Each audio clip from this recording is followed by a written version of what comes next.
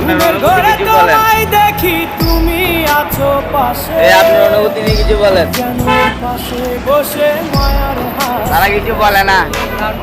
বাতাসে সুরে সুরে ভেসে যাবো আদরে চুক্তি করে। আপনারা যদি কোনো বাঁচা বাড়ি কাজ থাকে তাহলে আমাদের ইদ্দাবিল ভাইকে ফোন দিবেন। কিছু বলেন। এবারে কিছু কই থাকতো না। তুমি ভরা গাঙের নৌকা